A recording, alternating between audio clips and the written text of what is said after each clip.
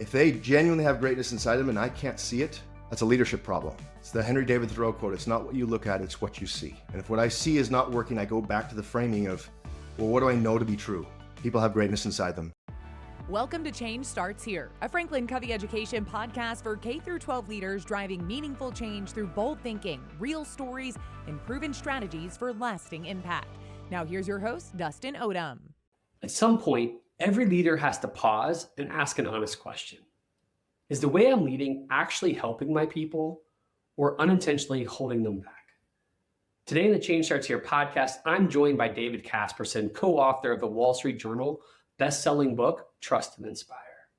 In this conversation, we dig into why traditional control-based leadership is starting to break down in schools and what it really looks like to lead with trust and inspiration without lowering expectations or sacrificing results. As you listen, I want to invite you to reflect on this question. What is one way you want to show up differently as a leader this semester? If you're willing, share that in the comments, because leadership gets stronger when we reflect together. And sometimes naming out loud is the first step toward leading differently. Let's jump in. David, I am so excited to have you on the podcast. I don't know how many people who are listening know who you are and what your background is. So can we just start a little bit by just sharing who you are, what you do, and how you found yourself spending your career focused so deeply on leadership development?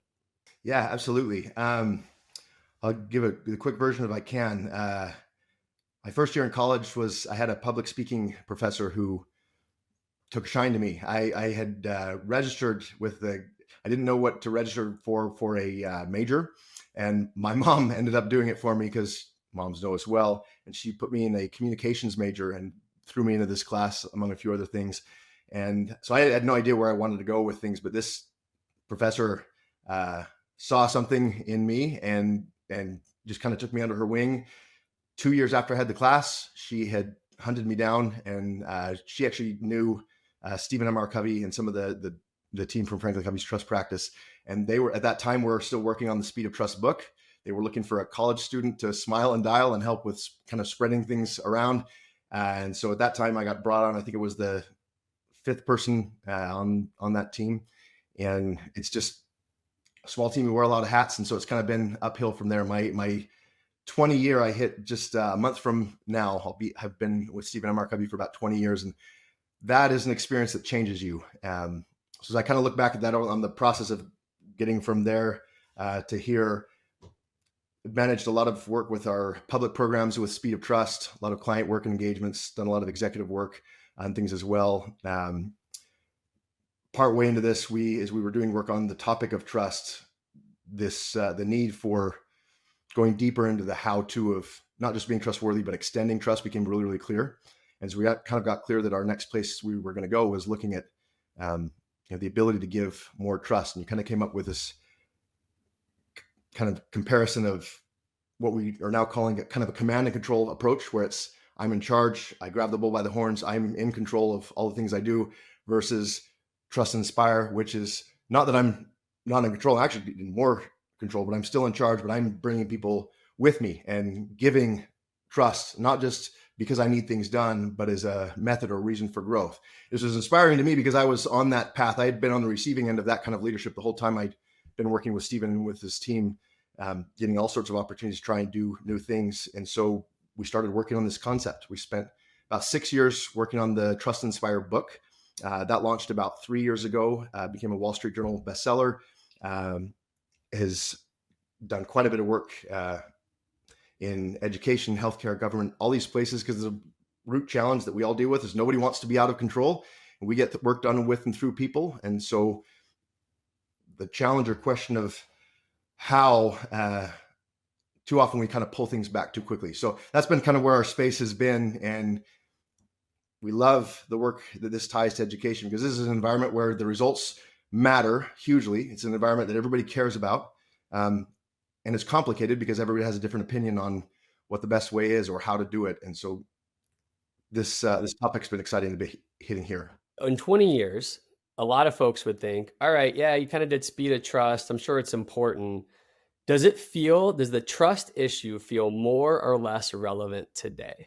Well, I love the question itself. I remember early on, Stephen would ask, he'd be speaking at an event and he'd ask the audience a question that had a couple layers to it. The question was, how many of you are systematically measuring employee engagement, which is, an outgrowth of satisfaction, or you're basically surveying employees about how they're feeling about their experience.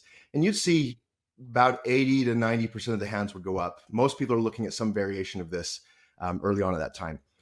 And the follow-on question he would say would be, how many of you are systematically measuring trust inside your organizations?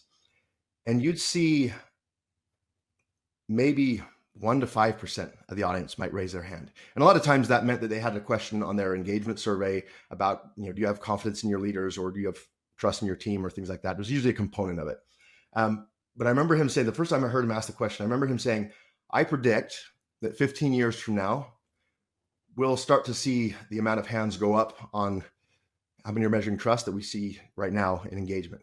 He was kind of viewing that was the place where things were going to go, because the viewpoint was that people are going to become only more and more interdependent, and trust plays such a big role. Harvard Business Review released an article that we weren't involved with, but the headline of the article was, if trust is so important, why aren't more people measuring it? And it made me smile to see that. So somebody had sent it to me, I'd pulled it up, and of course they had highlighted Stephen and his work on this topic in there. And I went back to that very question of thinking, well, geez, it's the case. It only has become more relevant because as technology has shifted and all sorts of things have changed around us, the thing that hasn't is that work still gets done with and through people. There's layers on top of that, but how people work together changes how everything else works going forward. So I think there's only become more and more of a premium on this in that amount of time. Yeah, and so when you think about it, I mean, I know that you've said that pretty much weekly now you're getting calls from superintendents or even principals that are saying we need this trust and inspire help. What do you notice between a organization, or a school district where trust is strong, and an organization or a school district where trust is low? Boy, the one word answer would be speed. Things happen differently in that environment, and there's all sorts of reasons for kind of the status quo and where things are at. Superintendents, I think specifically, because they have the ultimate stewardship of, at the end of the day, what happens with students and kids inside their districts, what the outcome is. They also have competing needs and competing stakeholders with families and school boards and funding, and again, all these things that kind of are required for the machine to work. And the whole time they're also being asked to work on the machine, but the parts that they have to work on are being changed and pulled out or added in all the time in front of them. And so that the dynamic of, how do I keep this stakeholder happy or enable this school to do this thing with balancing all of these competing needs? No one person can do that really, really well. It has to be collaborative, and trust comes into play. Do we have people who are focused on just their situation, or are we looking big picture? And are we looking maybe too big picture and losing sight of the individual? It's like this constant battle. And the topic of, again, looking at trust and inspiration, if we're going to build the kind of, or make the kind of changes that we need to, they're not going to be things that you could motivate somebody to do. We can't just pay a consultant to come and give us a better mousetrap. It has to be innovated. It has to be developed. And that comes from people who are in the environment, who care about it, and who are inspired and aligned to do something different. So the how-to, I think, is what comes into play for most people. Yeah. So, I mean, to that point, I think there are leaders out there who probably don't even know what the speed of trust is, and certainly maybe not know what the trust and inspire is. So how would you explain what trust and inspire is for folks who don't fully understand it? Yeah. Simply put, it's how we do what we do. Our approach, our overall style for working with people. Sometimes people will ask if a leader is more of a people person or more of a performance or outcomes person. And today it's not enough to be either one of those. It's you have to be both. The challenge is the skill sets for each of those are different. We've made a science out of management, and Trust Inspire looks at the idea that if I'm looking at command and control, management is the paradigm that I use to work with people and with things.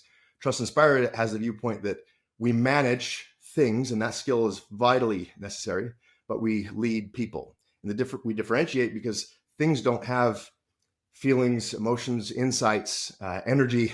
They kind of do what they're told. And funny enough, one of the biggest complaints you tend to get from senior leaders in a lot of organizations in various industries is, how do we just get people to do what they're told? It's not a transactional, voluntary thing. People do ultimately what they want to do. And so the question is, how do we create an environment where people want to do this? Our age-old thinking is, again, from a management style, it's a lever. It's either a carrot to draw them towards something, or it's a stick. It's not the way that most people want to live their lives. The carrots are important. Everybody likes to be motivated, but people are looking for something bigger. I'm processing, thinking about the districts I've worked in, or even my wife's district. And I think there's urgency everywhere, right? And so, like you said, there's a lot of moving parts coming in and out, and it feels more practical to lean into command and control, right? Where it's like, this is my expectation, I just need you to do it. Can you just tell me why that doesn't seem to be working anymore, and why it's so important for folks to move off of it? And none of us are playing a short-term game. I recently did some work with a superintendent in Indiana, one of the larger school districts in the state. And I loved his paradigm on his role as a superintendent. He'd been there maybe 3 or 4 years at the time when we met. And he said, one of the things that shocked me the most when I came into the district was looking at where students were going after high school. He said, we had some data, but really we had no idea. And the system that he'd kind of inherited was with the idea that our stewardship for these students starts when they enter kindergarten and it ends when they graduate high school. And his viewpoint was, I don't think that's a complete way of looking at it. I don't think that's where we have the biggest influence and the biggest opportunity to have an impact. But our stewardship isn't for age this to this, it's for the person who's going through the system. So my stewardship doesn't start when they enter kindergarten, and it doesn't end when they graduate high school. My involvement might change along that path, but his goal and his viewpoint was to change the way that they were approaching how the school interacted and worked with community partners, both on a national and a local level, to create more involvement so that kids were coming into school better prepared, better supported. But what I love about the dynamic that we get into with trust, inspire versus command and control, you could look at it maybe through 2 lenses. It could be what you might call an authoritarian command and control. And that's more kind of industrial age, more heavy-handed. That's a lot more stick than it is carrot. The other side of it is what we would call an enlightened command and control, where we brought more emotional intelligence to it. We become much more sophisticated, benevolent. At the end of the day, though, it's still kind of stays in the same paradigm. That's more carrot than stick. And authoritarian command and control asks the question, what can I do to you? If things aren't working, here's what my forms of recourse are. Things like punishments or stuff that is a deterrent. Enlightened command and control is much better. It asks the question of what can I do for you? And again, that's not a bad place to start. Trust and inspire asks the question of what can I do with you? A lot of the times the challenge that superintendents or senior leaders are running into is they're fighting that all these different stakeholders saying, here's what you can do for me. And it stays kind of stuck in the transactional game. And it's just favor or time. It's political pressure, things like that, rather than they're sitting on kind of opposite sides of the table. And you've got this poor leader in the middle who's got 9 different opposite sides of the table around them in a kind of a swivel chair. We're arguing, how do we get on the same side of the table where it's, here's what I can do with you. That's where you see involvement, you see commitment go up. If you were to look at command and control, might focus on compliance, which is a good thing. We need compliance. We want compliance. It helps have order and predictable results, where trust and inspire focuses more on commitment. Now, the thing is, you don't sacrifice compliance for commitment. You get more compliance in an environment where people are committed to something, but you don't just get the compliance of check this box. You get the creativity of what other boxes should we be asking about. You get this sense of mission. You get a sense of contribution that sparks, rather than a sense of, again, kind of tit for tat exchange. Contribution is an entirely different skill set. If I'm listening and thinking about my district or my team, what should I be looking for to figure out if I have at least the beginnings of a trust and inspire form of leadership, or a trust and inspire form of culture? Yeah, I love that question. When we were writing the book, we would look at the idea of, well, what are the barriers that keep people from becoming this? Because if that's the ultimate goal, we want to know kind of what stands in the way. And one of the insights that became really clear was there are some very real things that kind of do get in the way that we address and look at. But probably the biggest one more than anything else, tends to be the fact that I think I already am trust and inspire. And because that's my intent, most people have what we would describe as a trust inspire intent. But the point of everything we've just hit with all these kind of competing needs, we end up defaulting back to a command and control style. It's the, if you want something done right, you got to do it yourself, grab the bull by the horns. Things, again, that we might lean on to try to promote a short-term drive or engagement or involvement. But as a result, if I'm the one jumping in and doing that, nobody else is growing. Nobody else is developing or changing or getting better. So it puts us in a position where, again, if I wouldn't tell you, hey, I'm a command or I'm a trust inspire leader, I would say, well, what would my own people say? Are they, what are they experiencing? Are people experiencing an environment where they are? Am I seeing growth, or am I seeing people who are stuck or stayed in the same position for years or decades? Sometimes, especially in education, particularly in higher education, sometimes people will mistake tenure for relevance. People will say, well, I've had 10 years or 15 years in this field or this position. I've heard Stephen Amar ask the question where he said, that's great, but tell me this, do you have 10 years of experience, or do you have 1 year of experience that's been repeated 10 times? Because in a very systematic environment, sometimes it's easy to find my niche, find my place, and then I keep my head down. I just work with my students or my department or my thing and just try to kind of maintain that. Because in a command and control environment, people aren't inspired to innovate. They're not inspired to change. You'll not find very many people who are genuinely inspired, who are comfortable with the status quo. We're in an environment where change is constant. If I really feel like we're a trust inspired environment, I'm going to be dealing with change that we're creating rather than change that we're responding to. I told you about long car rides that I just had over a recent break with my wife, who's a chief of staff of a school district. And we were just talking about not just her district, but other issues. And whether it's her or any of my other friends who are superintendents right now or principals, they're facing people who are burned out. Pressure is coming from everywhere, right? While you're there. And so I am curious, like when you think about this trust and inspire content, how does this help people feel valued and energized and kind of attack those issues? One of the exercises that we'll do in the training that I think is maybe the kind of the core of all of it. So when we describe a trust inspire leader, this is someone who sees your potential, communicates it to you, and that again, it changes the way that you see yourself. This type of experience, and so we'll ask people who are going through this, who is somebody that you've worked with in the past where you might describe this as maybe your most impactful leadership experience that you've had. They'll identify the person, and we ask two other basic questions. One is, when you look at this experience, how did it make you feel? And of course, that answer is very easy all the time. It's amazing. Was some people will use terms like life altering, or this is what put me on the path that I'm in, why I do what I do. It sparks some pretty strong feelings. The second question is, how did that experience and that leader impact the way that you saw yourself? And that shift, that change of seeing myself differently, seeing myself as more capable, there's a whole host of different behavior that follows when people are like that, as opposed to thinking, oh, I know myself. This is what works well for me. Again, people try to kind of find a level of comfort or status quo. You'll see people who are growing almost to a point where whether they like it or not.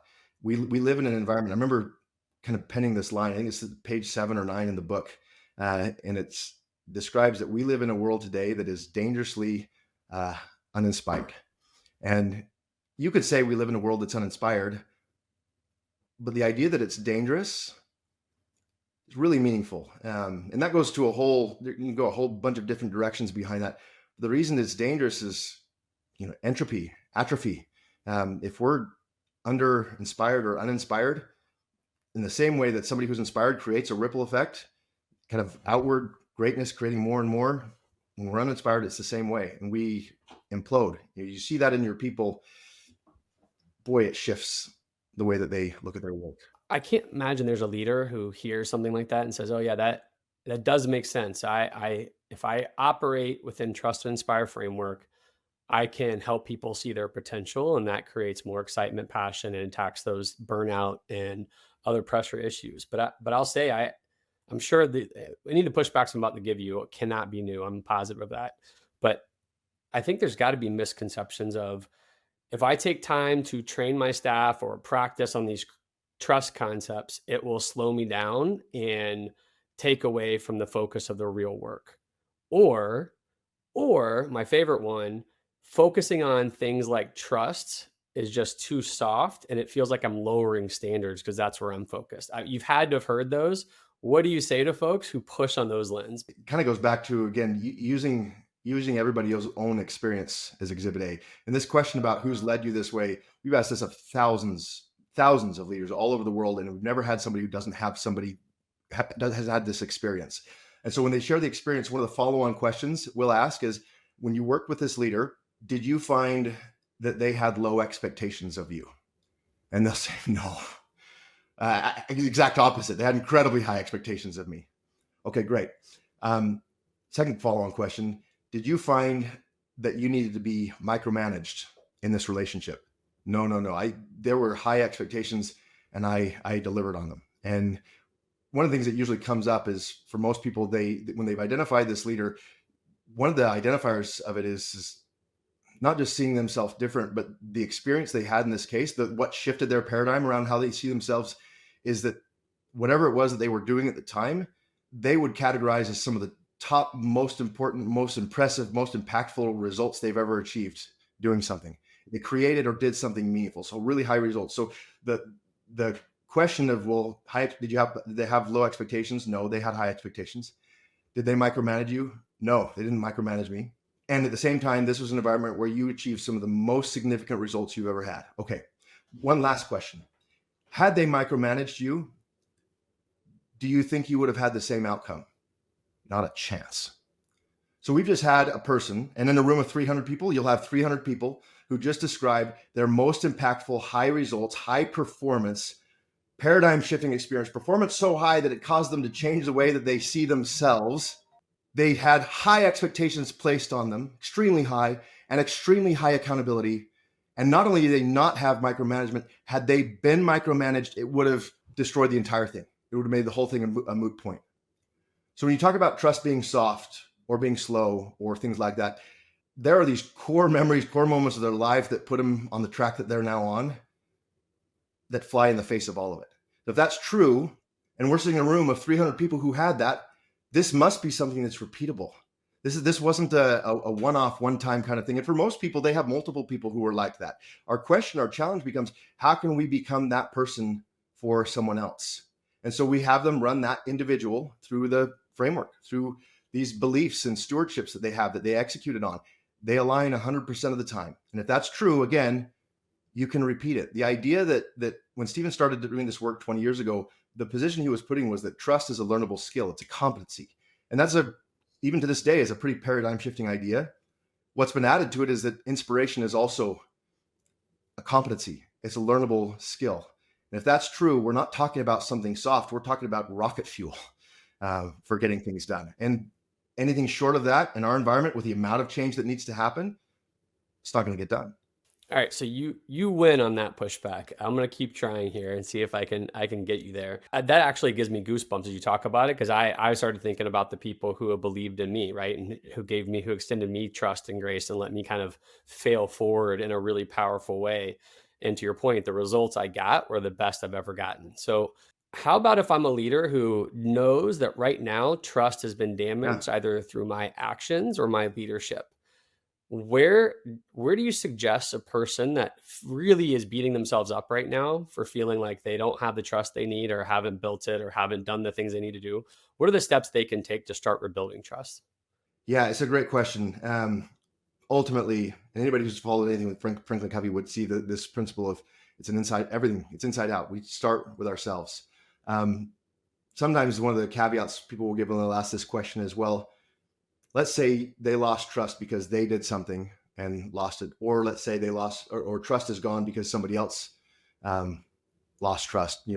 How do you approach? Those are different scenarios, different ideas, different concepts. Like how do I rebuild trust if what I'm dealing with is something that maybe somebody else did? It starts off with I think our biggest trap to command and control and getting caught up in that is where we try to control Rather than controlling what's inside and what's here, we view ourselves as, because we're leaders and we have stewardship and responsibility for these things outside of us, that we try to grasp controls out there. The leaders who tend to have the biggest impact are the ones you will watch. They'll model this leadership, this ownership of themselves. I was with an organization, it's actually a system that runs private schools, and they had probably have 600 schools, and we'd done a number of different. They were going around to each kind of region and meeting with 100 or so school leaders in each of these. And the person who runs this organization, the night before our event, where we're going to talk about trust, he'd had kind of a fallout with one of the school leaders. The school leader had been there for 2 decades, and the CEO was quite new. This was just coming out of the pandemic. So the CEO was, this was the first time people had met in person in a long time. And these are school leaders, so they all care a lot about what they're working with.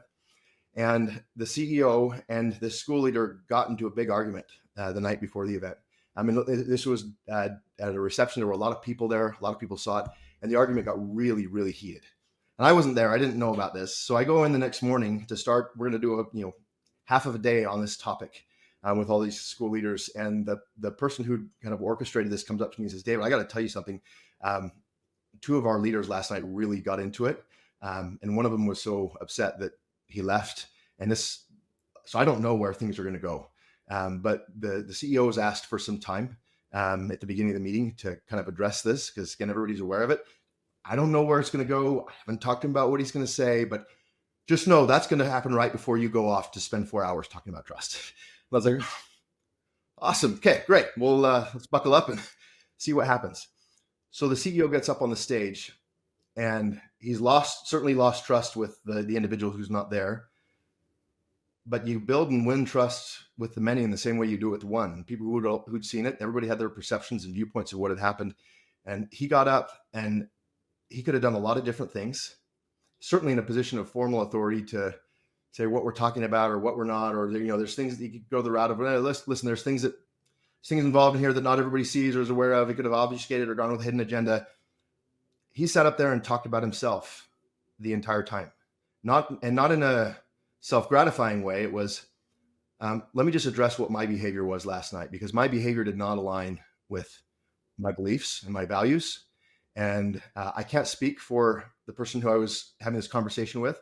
I will say that my experience with them, as long as I've known them, is that they're a person of character and that they're someone who can be counted on. And we had a few too many of the wrong things go the wrong direction last night, and I could have handled it better. It was complete ownership of the situation. And because he modeled ownership of his own standing, he modeled a stewardship for the relationship with this person and for the type of leadership that he wanted to model for everybody else. When we look at Trust Inspire, and we talk about what we model, there's these combinations of behavioral virtues that we hit that seem like they could be competing with each other almost. So it's things like humility. We have to model humility, and we have to model courage also. We have to model authenticity, being real. We also have to model vulnerability, which is also being open. We have to model empathy, and we have to model performance. And a lot of times when people will describe those things, they'll say, yeah, you have to have empathy, but you also have to focus on performance.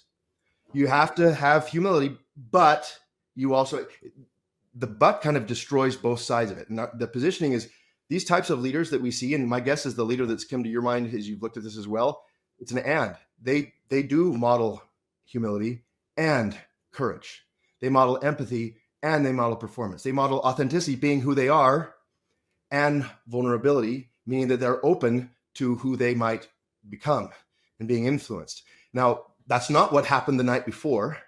And so his way of rebuilding trust was to model those things going forward. He was modeling what he describing the situation in a way that, you had a 24-hour period where you saw this guy on both sides of the spectrum. And what was inspiring was him getting back on the right track. It wasn't because somebody told him to, nobody forced him to. The CHRO who I was talking to, who would have been the person in most organizations, would be like, here's what you can say, here's what you can't say. She had no idea, but she also trusted him. She could have tried to control the situation and say, look, I'm over people. This is what you've got to do.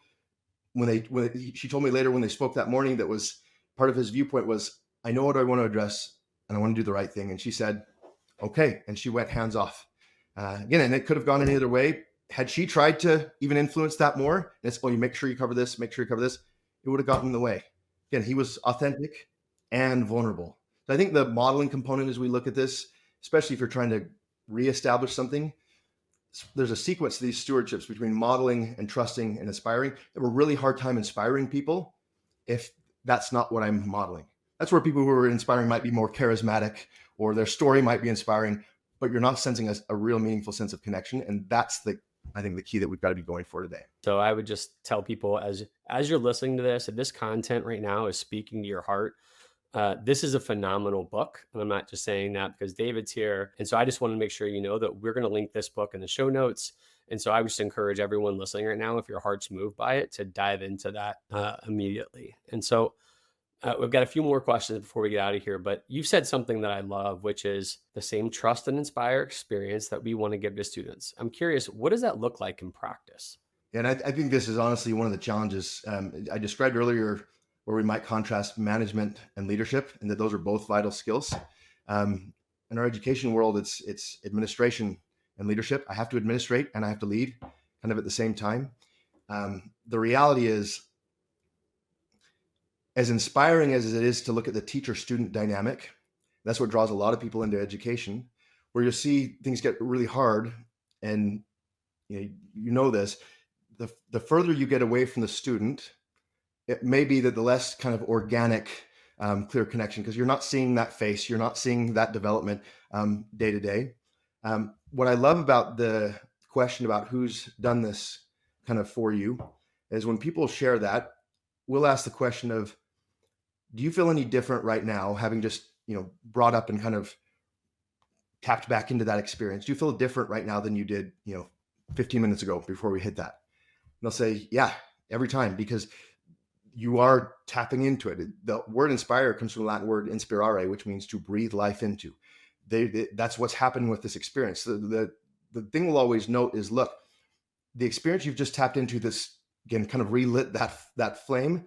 You've had that in your back pocket for years, sometimes decades. Again, and they're aware of it. It's not like they forgot it. But sometimes, again, we mistake an intellectual awareness for what it is with being fed by it. So especially in education, sometimes I can feel condescending to ask people if they know their why or their sense of purpose. Like, you kidding me? Why? You think I'd be here if I didn't know that? But the difference, just like with that exercise, is not the same to have it in my back pocket versus having it feed me, having it sustain me. Now, when I'm facilitating something like this, I just tapped into that experience, but they don't know me. We haven't met before doing that, yet we facilitated an inspiration type of experience. If I'm an administrator and I'm looking at this thinking, yeah, that's the experience we want our students to have, the good news is we can redefine students. So if I'm an administrator 10 levels removed from the student, the people that I'm working with on my team, I can pretty much bet that every one of them has in their back pocket that same experience. My job isn't necessarily to be the same person who, as a teacher of a 7-year-old gives them this experience that just inspires the heck out. They'll look at that and feel like that might be a lost opportunity. My opportunity is to help them tap into an experience that they already have in the context of doing our work. So it's not just that they're aware of their purpose, it's that they're feeding it. And when you do that up high and you start modeling that, and now you know what that is for them, they can go do the same thing. Tell me about an experience for you that you've kind of leaned on. That's maybe kind of a turning point. You do that and start going down the line. The whole point of what we're giving students with the ability to learn and develop, it's no different than what we're watching happen at the senior administration level.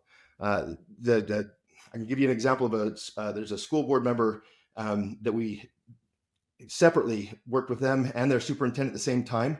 And then they ended up coming together. We all found out that everybody was talking, and the superintendent had this experience from this school board member. The school board member had been there for 40 years. This is the same superintendent I was telling you who'd been there for 3 or 4 years.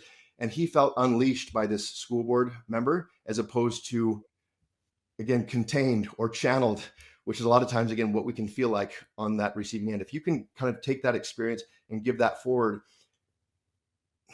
there's a term in everybody's heard all their life in business that's, customer first, or in healthcare we'll say patient first, or in school we'll say student first.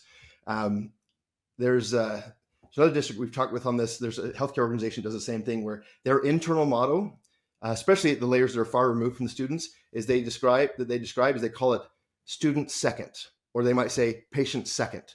That would be a terrible thing to put on your billboard, or what's the message out to the community. But the reason they go to that thought is it's inconsistent for me to ask our faculty and staff to give an experience to students or to parents that doesn't align with the experience that they're getting from me, or from my team, or from us. So ultimately, the only way I could put students first is if I'm looking at the person I'm working with directly. Too often we jump levels ahead and we get very administrative rather than tying into or connecting with the immediate opportunity. Our immediate opportunity to influence people is less the big, huge things that happen. It's more the one-on-one, the individual interaction, and we all have the opportunity to do that. And you know this, we position that leadership is a choice, it's not a position. You see this happening up and down. I've had people who've shared that the experience that their leader was somebody that reported to them that caused them to see things differently. So it gives a lot of hope to wherever you're at in the system. It's not I can do something like this when somebody else starts operating different. It's not about that. So where can I start with where I'm at? So as you answer that, I realize, the first, 20 something minutes of our conversation, I was just obsessed with the trust part.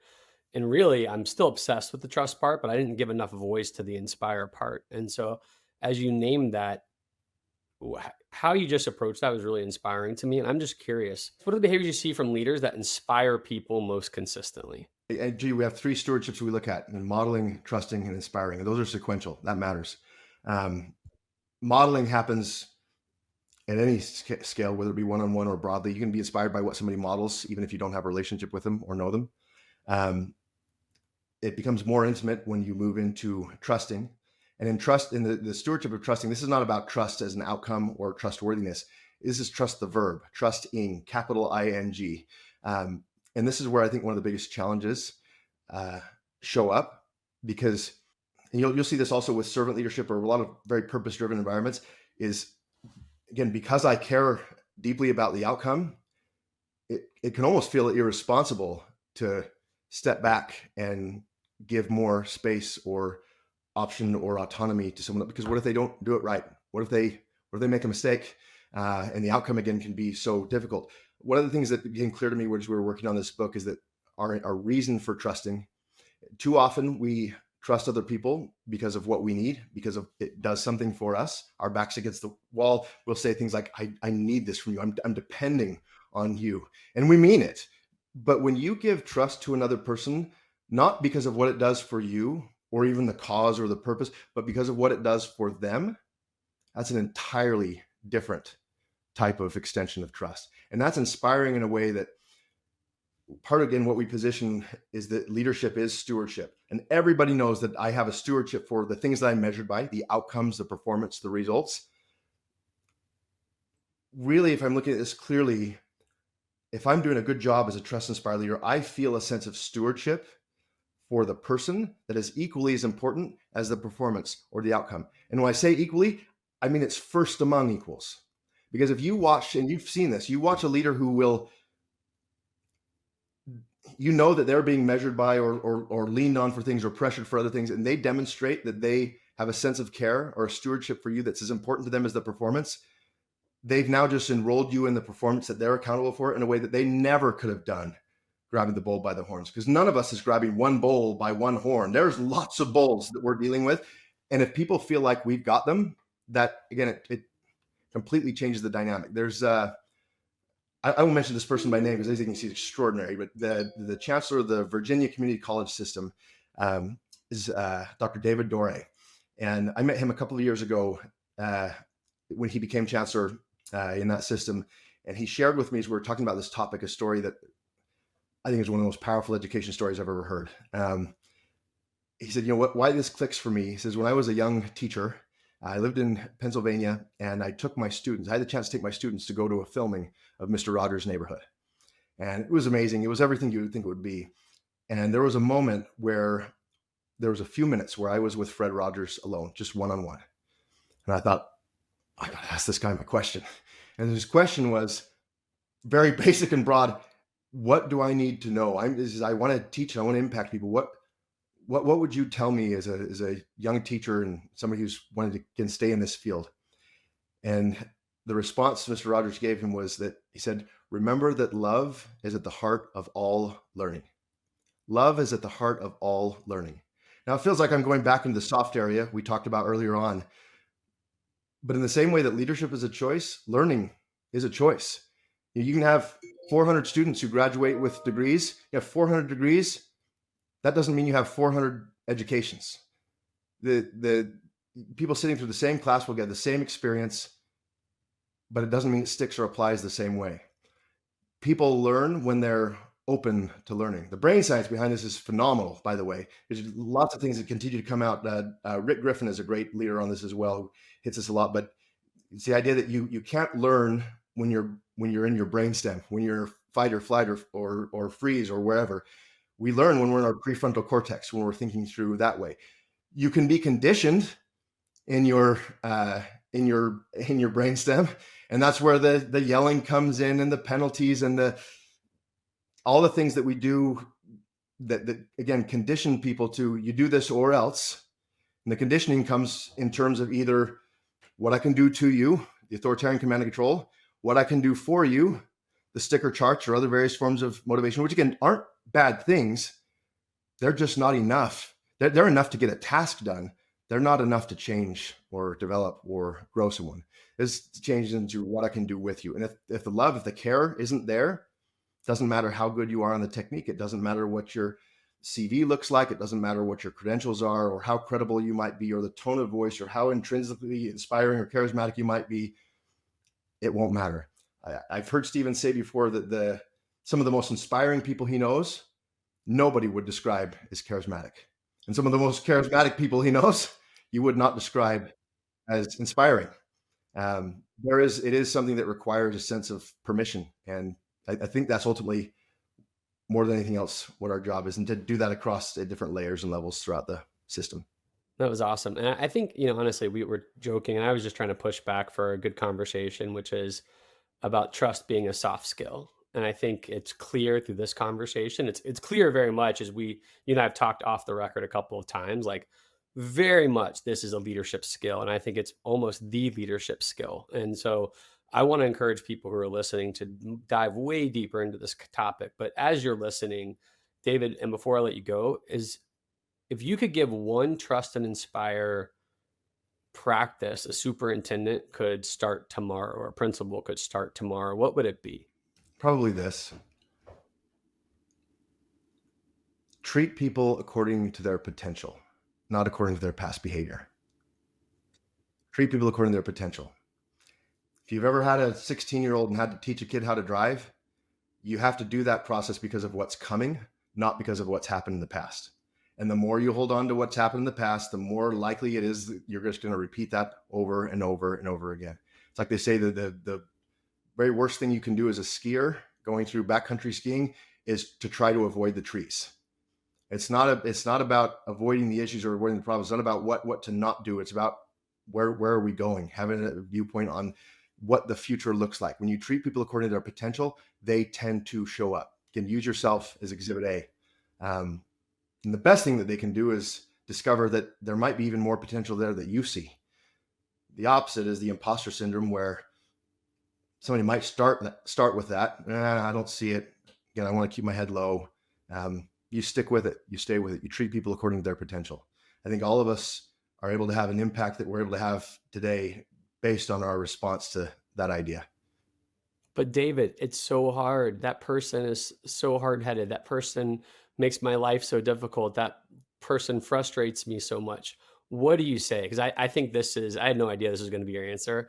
I love this answer. So what do you say if the person's first take in response to that suggestion is, but you don't know this person, David? Yeah, there's actually a whole chapter on that exact question. There's a section in the book that hits the barriers to this, because they're real. It's my paradigm. It's my starting point. But if that's the question, go back to the example we gave when we were talking just before we started, was looking at these fundamental beliefs of trust inspire leaders. One of the fundamental beliefs is that people have greatness inside of them.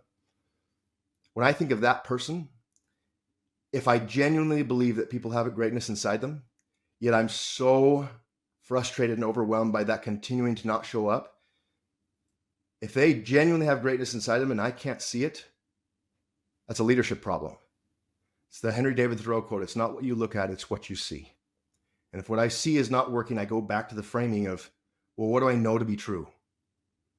People have greatness inside them. People are whole people. Leadership is stewardship. I have a responsibility for the outcome of not what this person does, but who they are. And if I had an experience with a leader that was so impactful, it caused me to change the way I see who I am, it may be that my responsibility in this situation is to provide that same kind of experience and to do it again and to do it again. If we haven't found the greatness, it's not because it's not there. We haven't found it. We haven't seen it. That's a we issue.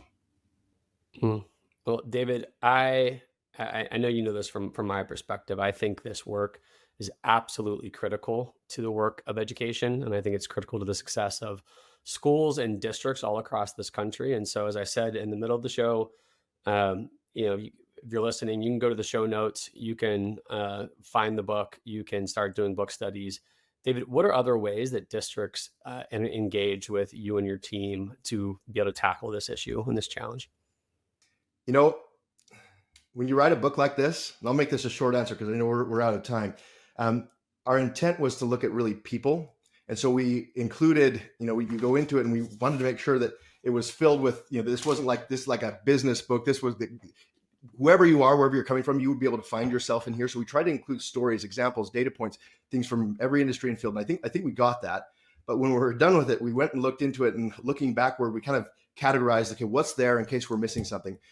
And I think one of my favorite insights of the rear view mirror side of this was that there's more examples, more data points, more realities that are in and from education in this than anywhere else. And I think the reason for that, one is one of the co-authors has a Harvard master's degree in education. I think that probably helps. But two is this is a thread that runs through all of us. This is an area we might not all be in one field or another industry. We're all in education. No matter how formal or informal, we've all been through it, kind of coming out of it. We're all experiencing it now or not. So when that happened, the demand that we saw from this come out, I remember Stephen speaking for the AASA for, I think it was 4,000 superintendents. And I think the ripple effect from that is what's kept us getting contacted. But as a result, the first place this solution was built was in education. So we have schools, superintendents who are going through becoming certified to teach this content in schools and districts, certainly all over the country. In the US, there's systems in Spain that are working on this now in Spanish. There is a formal process to doing this. The concepts are there, and anybody can go and get those. What our team tends to do is more, how do we operationalize this? It's but what about this? But what about this? The opportunities, the options are there. Our goal in working with our team is to help kind of surface them. So this is what FranklinCovey does as a whole through our education team, which is, again, extraordinary and has been involved with this kind of the whole way through. Yeah, I would just say this content for me, like I said, it's very important, but every time we've engaged with the client with this content, it has led to a deeper engagement. And that generally happens because there's real impact and real lives being changed. And so, David, I just want to say, obviously, thank you for showing up, but thank you for having the courage 20 years ago to smile and dial or whatever that took to start out, because that journey has led you here. And I'm thankful for you and your team and Stephen, but you very much, especially for your vision and the way you're serving people right now. And I wish you nothing but the best. And I look forward to our paths crossing again soon. So thanks, man. Thanks, Dustin. This has been a great conversation. I look forward to talking again soon as well. Thank you. This has been the Change Starts Here podcast. Thank you so much for listening. If there's one idea that I hope sticks with you from this conversation, it's this. Meaningful results don't come from tightening control. They come from leaders who choose to trust, inspire, and develop the people around them. A huge thank you to David Kasperson for bringing both research and real-world perspective, and for challenging the idea that trust is soft, especially in a profession where the work is anything but soft. If you want to go deeper, I highly recommend David's book, Trust and Inspire. You'll find a link in the episode description. It's a powerful next step for educators rethinking what leadership can look like. And if this conversation resonated, go ahead, follow, subscribe wherever you're listening. And better yet, share this episode with a colleague who's ready to lead differently. Because lasting change in education doesn't begin with more control. It begins when leaders choose to trust and inspire. FranklinCovey Education is a trusted partner in developing leaders from the classroom to the boardroom in over 8,000 schools in over 70 countries.